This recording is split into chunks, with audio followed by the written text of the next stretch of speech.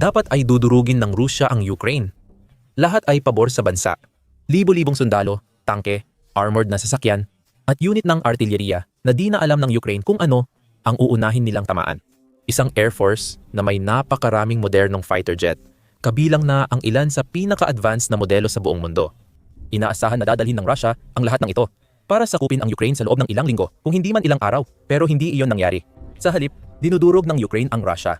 At ginagawa nila ito sa pamamagitan ng pagbabago ng mga patakaran ng digmaan para ipakita sa Russia kung paano ito ginagawa sa makabagong panahon. Bago tayo magpatuloy at mas lumalim pa, kung paano namin kayo dadalhin sa Hulyo 2025. Diyan iniulat ng Kiev Independent na nagawa ng ikatlong Separate Assault Brigade ng Ukraine ang isang pambihirang tagumpay sa buong mundo. Ang mahuli ang mga sundalo ng kalaban gamit lamang ang mga drone. Sa operasyon sa Kharkiv Oblast, gumamit ang ikatlong Assault Brigade ng drone para magmasid at maghanap ng sundalong Ruso. Natagpuan ng mga drone ang kanilang hinahanap nang matukoy nila ang isang maliit na grupo ng mga sundalong Ruso na nagkukubli sa isang foxhole. Nagtatago mula sa mga puwersa ng Ukraine. Sa tradisyonal na labanan, dapat magpadala ang Ukraine ng infantry laban sa mga sundalong Ruso at magkakaroon ng putukan. Imbes na may sundalong sumugod at mamatay, ibang paraan ang ginamit ng ikatatlong Assault Brigade laban sa mga Ruso. Nakipagtulungan ang brigada sa mga first-person view drone pilot para magsagawa ng matinding atake gamit ang drones. Hindi pangunahing sandata rito ang aerial drone. Sa halip, nagpadala ang ikatatlong Assault Brigade ng isang ground-based na kamikaze drone na may kargang 3 malalakas na anti-tank mine papunta sa posisyon ng kalaban. Umabot ang drone na iyon sa mga nagtatagong Ruso at sumabog, na lumikha ng isang malakas na pagsabog na yumanig sa mga nakatagong tropang Ruso hanggang sa kanilang kaibuturan. Ito ang unang beses na pumasok ang mundo. Matapos ang pagsabog, naghanda ang ikatlong Assault Brigade at first-person view drone operator ng panibagong kamikaze drone na may mga mina. Bago na ilunsad ang drone, sumilip ang mga sundalong Ruso mula sa taguan at nagtaas ng puting poste na may mensaheng gusto nilang sumuko. May pagkakataon ang tropa ng Ukraine na tapusin ang pagsakop sa tradisyonal na paraan sa pamamagitan ng pagpapadala ng sundalo. Bakit pa gagawin iyon kung may drone na ang ikatatlong Assault Brigade? Sa panayam ng politiko, ikinuwento ni Major, miyembro ng brigada, ang mga sumunod na pangyayari. Lumipad kami papunta sa kanila at nagbigay ng senyas na sundan kami. Agad nilang naintindihan. Isang maliit na grupo ng sundalong Ruso ang sumuko sa mga drone ng Ukraine, pinamartsa sa ligtas na lugar at kinuha sa kustodya. Napatunayan ng Ukraine na kayang gawin ng kanilang mga drone ang mga mapanganib na gawaing dati ay para lang sa tao. Sa ginawa nila, nakamit nila ang bago at di pa nakikita dati. Ngayon, ito ay isang halimbawa kung paano binago ng Ukraine ang mga patakaran ng digmaan laban sa Russia. Ang mga drone ang naging pinakamahalagang sandata sa digmaan sa Ukraine. At ang mga walang taong sasakyang ito ay nagdudulot ng malalaking problema sa Russia sa iba't ibang paraan. Dahil sa mga drone, tila natigil ang digmaan sa Ukraine, pero patuloy pa ring nakakakuha ng teritoryo ang Russia. Ayon sa Al Jazeera, sinakop ng Russia ang halos 20% ng bansa hanggang Agosto 18. Katumbas ito ng 44,600 milya kuwadrado at umaabot na sa 600 at 20 milya ang linya ng labanan. Maaaring mukhang malaki iyon hanggang mailagay mo ang mga numerong ito sa tamang konteksto. Nasakop ang karamihan ng teritoryong ito ng salakay ng Rusya ang Ukraine bago pa ito maging organisado at magkaroon ng suporta mula sa kanluran.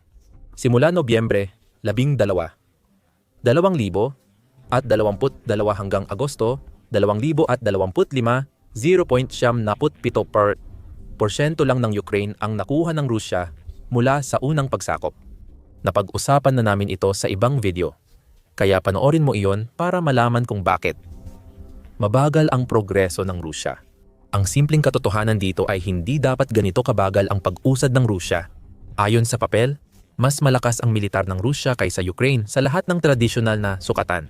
Nilinaw ito ng konseho sa ugnayang panlabas noong Hunyo nang ihambing nila ang militar ng dalawang bansa.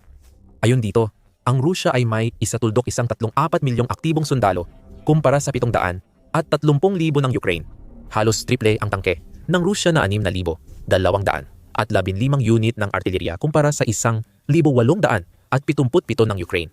Mas marami ang surface-to-air missiles at mas malaki ang air force ng Rusya kaysa Ukraine na may halos 1,400 na mas maraming combat aircraft.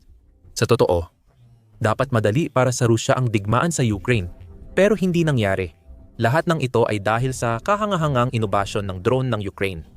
Ang mabilis na pag-usbong ng murang mga drone para sa pagmamanman at pag-atake ay labis na nagbago sa pakikidigma sa Ukraine mula 2022. Isa ito sa pangunahing dahilan kung bakit napigilan ng Ukraine ang mas malakas na kalaban. Ayon sa Politico noong Agosto 27, tama iyon. Hindi lang nakatuon ang Ukraine sa paggawa ng maraming drone, kundi pati sa hindi sila nagpapakampante sa kanilang nagawa. Habang nagtutulak ng inobasyon, napahinto ang dati malakas na militar ng Russia. Nagtagumpay sana ang mga taktika ni Putin kung hindi dahil sa mga drone na ito. Dahil sa mga drone ng Ukraine, maaabot lang ng Russia ang Ukraine sa 2,256 na may 100 at 1,000,000 casualty ayon kay dating manunulat ng militar ng Forbes na si David Axe. Ang pagbabagong anyo ng digmaan sa Ukraine tungo sa isang labanan na nakatuon sa mga drone ay nagdulot din ng mga pagbabago sa kung ano ang nakikita natin sa larangan ng labanan. Halimbawa, ayon sa Politico, ang mga sundalo sa magkabilang panig ay nanganganib kapag lumayo ng 6 milya mula sa pangunahing linya ng labanan. Nilikha ng Ukraine ang nakakatakot na trench warfare gaya noong unang digmaang pandaigdig. Kaya nananatili pa rin ang mga trintsera doon. Parehong ginagamit ng magkabilang panig ang mga ito para umatake at magdepensa. Pero kung dati, ang no man's land sa pagitan ng mga trintsera ay binobomba ng artillerya, ngayon, ang mga rehiyong ito ay palaging binabantayan ng mga drone. Mabilis, maliksi, at kayang habulin at patayin ang sino mang makita nila. Ginawa ng mga drone na ito na sobrang hirap para sa Rusya na magsagawa ng malakihang pag-atake sa lupa na karaniwang paborito ng bansa. Lumalalim pa ang mga bagong kill zone. Ayon sa The Economist noong Agosto 4, ang pag-usbong ng mga medium-range na drone na kayang maglakbay ng mas malayo kumpara sa mga first-person view drone na karaniwang tumatarget sa mga zone na ito ang nagsisiguro niyan. Ngayon, hindi lang unahan ng linya ang problema ng Russia, pati mga drone ng Ukraine ay dapat nilang ikabahala sa likuran tungkol sa posibilidad na maipit sa gitna ng mga puwersa na wala ng takas. Hindi ka na makakaabante at hindi ka na rin makakabalik dahil sa mga medium-range na drone na ito. Kaya ang tanging pagpipilian mo na lang ay mamatay o sumuko sa gitna. Ang drone na shares ay abot sa 37 milya ang kaya at $8,000 lang ang gasto sa paggawa. Maliit na halaga para sa modernong paggawa ng kagamitang militar na tutulong sa Ukraine sa mass production ng medium-range na drone. May mga problemang lumalabas dahil sa ebolusyon ng drone kill zone strategy ng Ukraine. Dahil sa dami ng first-person view drones ng magkabilang panig, halos imposible nang makalapit ang mga medic sa mga sundalo sa kill zones. Ayon kay Dorina Boyko, anesthesiologist ng 100 at 80th Da Vinci Wolves Battalion ng Ukraine, ayon sa nasabing outlet. Dahil sa mga drone na kayang umabot ng malayo, nandoon ang panganib para sa mga sugatan mismo at ngayon pati na rin sa mga crew na nagtatrabaho para mailigtas sila. Ang pangunahing hirap ngayon ay transportasyon, isang sakripisyong kailangang gawin ng Ukraine habang umuunlad sa labanan. Ang mga benepisyo ng paggamit ng mga drone para lumikha ng mga kill zone, pati na rin ang paggawa ng mga ito sa napakaraming bilang, ay mas higit kaysa sa mga kakulangan ng hindi pagkakaya ang maabot ang ilang sugatang sundalo. Gaano man kalungkot ang ganitong uri ng mga pagkalugi, lahat ng ito ay isinasaalang-alang sa malaking kalkulador ng digmaan. Alam ng Ukraine na mas kaunti ang nalulugi nilang sundalo gamit ang kill zone dahil ang bawat labanan ay laro ng numero. Kahit may problema ang mga medic, mas kaunti pa rin ang nalulugi kaysa kung walang drone sa labanan. Tiyak na ang drone ang naging pangunahing sandata sa digmaan sa Ukraine. Sila ang dahilan ng humigit kumulang 60 hanggang 70% ng lahat ng nasasawi sa Ukraine. At parehong panig ay napilitang magbago ng estratehiya. Isa sa mga pinakakakaiba at muling makabagong bunga ng paglipat ng Ukraine sa paggamit ng mga drone ay makikita sa mga depensang nagsusulputan. Tinatakpan na ng mga lambat ang buong kalsada sa harapan para protektahan laban sa air attacks, ayon sa Politico. Dahil sa pinalawak na drone kill zones, napilitan ang Rusya na hindi na makapaglunsad ng malalaking pag-atake laban sa mga kuta ng Ukraine. Ang mga access road na dating ginagamit ng Rusya para magpadala ng mekanisadong unit ay ngayon binabantayan na ng maraming first-person view. Kaya hindi na ito magamit. Madalas padalos-dalos magpadala ng tangke at armored vehicle ang Rusya sa mga kalsadang ito. Alam nilang may panganib ng kamikaze drone na may pampasabog na kayang sumira sa mga sasakyan. Halos imposible na ang traditional na resupply at transportasyon ng tropa dahil sa omnipresensya ng mga drone ng Ukraine. Kaya kinailangang baguhin ang mga taktika ng infantry at naapektuhan ang mga pagsalakay ng Russia. Sa Al Jazeera, sinabi ng senior Russia analyst ng crisis group na si Oleg Ignatov na mas maliit na unit ang ginagamit ng Russia sa pag-atake ngayon. Dahil sa mga drone ng Ukraine, bihira nang gamitin ng Russia ang mabibigat na kagamitan sa labanan dahil madaling tamaan ng drone. Ayon kay Ignatov sa Al Jazeera, noong Agosto, 26 huling gumamit ang Russia ng mabibigat na kagamitan sa malakihang operasyon noong Kursk operasyon sa taglamig. Matagal nang hindi umatake ang Russia gamit ang malalaking grupo ng mga sundalo. Gumagamit ang Russia ng maliliit na grupo, minsan isa o dalawa lang, para dahan-dahang makapasok sa posisyon ng hukbong Ukranyano gamit ang drone at artilleriya. Nakakabawas ito ng mga nasasawi. Ipinapahayag din ng politiko ang parehong punto na sinasabing ang mga unit ng assault at infantry sa magkabilang panig ay iniwasan na ang tradisyonal na mekanisadong paglusob at ngayon ay kumikilos na lamang sa mga grupo na hindi hihigit sa 10 katao. Dahil sa mahusay na drone strategy ng Ukraine, naging malaking problema ito para sa Russia. Tandaan na nabanggit natin na mas marami ang tangke at unit ng artilleriya ng Russia kaysa sa Ukraine. Maaari mo ring idagdag ang mga armored na sasakyan sa listahang iyon. Kung ayon sa gusto ng Russia ang digmaan, ide-deploy nila lahat ng mabibigat na unit. Dahil sa matitinding atake, magpapatibay ang Ukraine ng ilang posisyon. Kaya magagawa ng Russia na patuloy silang bombahin gamit ang mas malaking puwersa hanggang magtagumpay. Hindi na ito posible ngayon dahil sa mga drone sa paligid ng labanan, kaya mas maliliit na unit na lang ang umaatake. Isipin mo ang kahulugan kung may unit ng Russia na makalusot sa depensa ng Ukraine. Oo, maliit lang itong tagumpay. Kung walang armored na hanay at maraming sundalo, kayang punan ng Ukraine ang mga puwang na ginagawa ng mas maliliit na unit. Ang mga matagumpay na sundalong Ruso ay natatanggal at ang mga linya ng labanan ay bumabalik sa halos walang pagbabago o stalemate na kondisyon. Hindi ganito gusto ni Putin labanan ang digmaang sinimulan niya, kundi napilitan siyang lumaban dahil sa Ukraine. Mahalagang tandaan na hindi lang Ukraine ang gumagamit ng ganitong drone strategy. Ginagawa rin ng Russia ang maraming kaparehong bagay. Pero laging sumusunod lang ito sa leader sa labanan. Napapalibutan na ngayon ng mga drone ang Ukraine mula sa magkabilang panig na nagdudulot ng mga problemang logistical para sa kanila, gaya ng sa Russia. Sinabi natin kanina na hindi kampante ang Ukraine sa kanilang mga drone. Ang pagsolusyon nila sa mga problemang logistical ay patunay ng tuloy-tuloy nilang innovation. Hindi lang ginagamit ang mga ground drone ng Ukraine pang-atake sa puwersa ng Russia. Ang kamikaze ground drone na nabanggit kanina ay isang exception at hindi karaniwan sa paggamit ng ganitong mga drone. Mas madalas, ginagamit ang mga ito para sa mga layuning logistical, kung saan ang mga ground drone ang nagdadala ng mga supply at bala sa mga lugar na maaaring masyadong delikado para daanan ng tao. Ang nakikita natin sa mga pagkakataong ito ay ang mga drone ng Ukraine ang pumapalit sa kanilang mga sundalo.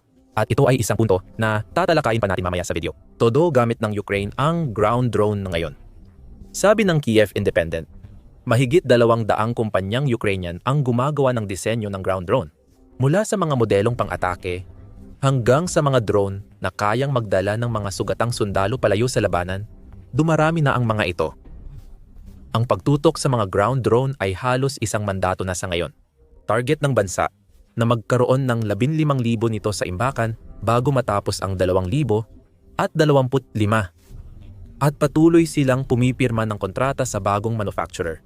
Ipinapahiwatig nitong magtatarget pa sila ng mas mataas sa 2,000 at 26 at mga susunod na taon. Ang ground drone ang nagtulak sa Ukraine sa panibagong world first. Noong Agosto 4, iniulat ng The New Voice of Ukraine na may bagong batalyon ng ground drone ang Ukraine, na isasama sa ika-20 hiwalay na rehimento para sa unmanned system. Sa ulat nito, sinabi ng outlet na ang pagkasira ng logistics na nabanggit natin kanina ang siyang nagpasimula ng pag-usbong ng paggawa ng ground drone na nasasaksihan natin ngayon. Sinabi ni Bintik, isang senior operator, sa The New Voice of Ukraine, iba't ibang drone ang gamit namin depende sa gawain. Ipadadala na namin ang RATLH. Mas malaki at kapansin-pansin ito, pero kayang magdala ng 600 kilo.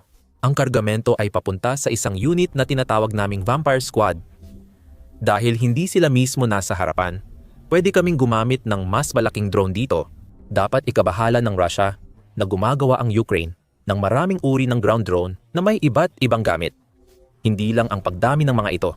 Sa huli, pinapayagan nitong Ukraine na palitan ang sundalo ng walang taong sasakyan na kayang manghuli, umatake, at maghatid ng supply sa harapan. May mga drone na idinisenyo para tanggalin ang mga mina ng Russia sa lupa. Laganap ang mga mina sa Ukraine. Inilagay ng magkabilang panig bilang halimbawa ng tradisyonal na digmaan na binaliktad ng Ukraine. Ayon sa Center for European Policy Analysis, tinatayang 40% ng teritoryo ng Ukraine ang apektado ng mga landmine, na doble pa sa lawak ng nasakop ng Russia mula nang simulan ni Putin ang kanyang pananakop. May humigit kumulang 2 milyong mina na nakakalat sa buong Ukraine. Malaking pagsisikap ang kailangan para malinis ito. Aabutin pa ng 127 taon. Kung ipagpapalagay na tuloy-tuloy ang pondo, hindi naman talaga mapapabilis ng mga bagong drone ng Ukraine na pangtanggal ng mina ang prosesong iyon. Ang magagawa nila ay katulad ng ginagawa ng marami pang ibang drone ng Ukraine. Bawasan ang panganib para sa mga tao. Iniulat ng Business Insider ang tungkol sa drone na gawa ng Ukrainian manufacturer. Dahil sa nai-extend na braso, kaya ng drone alisin ang anti-personnel mine dahil hindi ito sensitibo sa mabibigat na sasakyan. Simula pa lang ito, lalo na kung isasama sa mas malalaking remote-controlled na sasakyan ng Ukraine para alisin ang anti-tank mine. Malinaw na ang inobasyon ng bansa sa drone ay tumutulong sa proteksyon at laban ngayon at sa hinaharap. Makikita dito kung paano pinipigilan ng Ukraine ang pagsalakay ng Russia sa pamamagitan ng pagbabago sa patakaran ng digmaan. At ang pinakamaganda, malayo pa matapos ang mga bagong patakaran. Nabanggit namin kanina na ang mga drone ng Ukraine ay bahagi ng layunin na palitan ang mas maraming sundalong tao sa larangan ng digmaan hanggat maaari. Nabanggit na natin ang pagkakaiba sa bilang ng tropa sa pagitan ng Russia at Ukraine. Hindi mawawala ang pagkakaibang iyon. Ayon sa Kiev Independent, nakakakilos ang Russia ng 40,000-50,000 sundalo kada buwan, habang 25,000-27,000 lang ang Ukraine. Kaya patuloy ang manpower advantage ng Russia. Sa loob ng Ukraine, ang mga drone ang tumutulong para mapantay ang laban. At ayon sa Center for Strategic and International Studies or Center for Strategic and International Studies, ito ang konseptong dapat pagtuunan ng pansin ng Ukraine. Ayon sa Center for Strategic and International Studies noong Abril, ang paggamit ng drone kapalit ng tao ay hindi lang makabagong taktika ng Ukraine. Mahalaga ito para sa kinabukasan ng Ukraine, lalo na kung may kasunduan sa tigil putukan laban sa Russia. Para magtagal ang tigil putukan, dapat ipagpatuloy ng Ukraine ang paggamit ng drone imbes tao at mamuhunan sa pinagsamang depensa sa himpapawid at long-range precision strike. Binanggit ng Center for Strategic and International Studies na mahalaga rin ang mga drone ng Ukraine sa labas ng bansa, hindi lang sa loob. Kailangan nito ng depensa sa himpapawid para maprotektahan laban sa mga long-range na drone. Gumagamit din ang Russia, pati na rin ng sarili nitong mga long-range na drone, upang mapanatili ang tuloy-tuloy na banta ng malalalim na pag-atake laban sa Russia sakaling masira ang isang posibleng tigil putukan sa hinaharap. Pinakamahalaga rito, bahagi na ng pilosopiya ng militar ng Ukraine ang mga drone at dapat manatili ito. Diyan tayo dinadala ng pinakabagong inobasyon ng Ukraine sa drone, ang Kill House Academy. Noong Hunyo 27 iniulat ng Pravda na ang ikatlong Separate Assault Brigade na unang nagsagawa ng drone-based na pagsakop ay nagbukas ng bagong akademya para sa mga operator ng ground-based na robot. Ang Kill House Academy ay sentro ng pagsasanay para sa first-person view drone operators na natututo gumamit ng mga drone ng Ukraine sa kasalukuyang labanan. Tungkol ito sa paggawa ng pipeline ng mga talentong militar na handa na agad at hindi na kailangang matuto habang nagtatrabaho. Sa halip, alam na ng mga operator ang lahat tungkol sa kagamitan nila at paano ito gamitin bago pumasok sa labanan para suportahan ng kasama at makapinsala ng malaki sa kalaban. May 5 araw na kurso ang akademya na may praktikal na klase mula sa mga instruktor na may karanasang gumamit ng drone ng Ukraine sa labanan. Ayon kay Pravda, may 3 pangunahing misyon sa kursong ito: inhinyeriya, gawain, logistic at paglikas, at suporta sa putukan. Malaki ang posibilidad na dito sa akademyang ito, unang makakaranas ang mga drone operator ng Ukraine ng bagong artificial intelligence powered na mga unmanned vehicle na sumusunod sa utos ng operator. Ang ipinapakita ng pagtatatag ng akademyang ito ay wala talagang puwang ang pagiging kampante sa militar ng Ukraine. Binago nito ang patakaran ng digmaan sa paglaban sa mas malaking kalaban gamit ang epektibong paggamit ng drone at kakaunting yaman. Pinapatibay ngayon ng Ukraine ang pundasyon ng makabagong estratehiya. Dumarating na ngayon ang mas maraming ground drone kaysa dati at pinapalitan nila ang mga sundalo sa larangan ng labanan habang ginagawa nila ito. Tinuturuan agad ng Ukraine ang mga bagong recruit gumamit ng drone bago ipadala sa labanan. Isinasabuhay na ng Ukraine ang paggamit ng mga unmanned vehicle sa kanilang pilosopiyang militar. Sa proseso, ang magagawa lang ng buong Russia ay subukang humabol. Kailangan nilang gawin iyon, ang mga tradisyonal na taktika na inakala nilang magpapapanalo sa kanila. Ang digmaan sa Ukraine ay nadurog na at hindi kayang isugal ni Putin ang kanyang bansa sa isang labanan na aabutin ng mga dekada bago mapanalunan. Ang kamukak sa kanakang kahangahangang paggamit ng Ukraine ng mga drone para baguhin ang takbo ng digmaan ay umaabot hanggang sa malalalim na pag-atake sa loob mismo ng Russia. At gaya ng nakita natin sa buong video na ito, ang Ukraine ay laging nagbabago at umaangkop. Hindi na makakabawi ang Russia dahil binago ng bagong estratehiya ng malalim na pag-atake ng Ukraine ang lahat. Alamin pa ang iba sa aming video. At huwag kalimutang mag-subscribe sa The Military Show para sa mas marami pang video tungkol sa kung paano nilalabanan ng Ukraine ang lahat ng ginagawa ng Russia laban dito. Salamat sa panonood.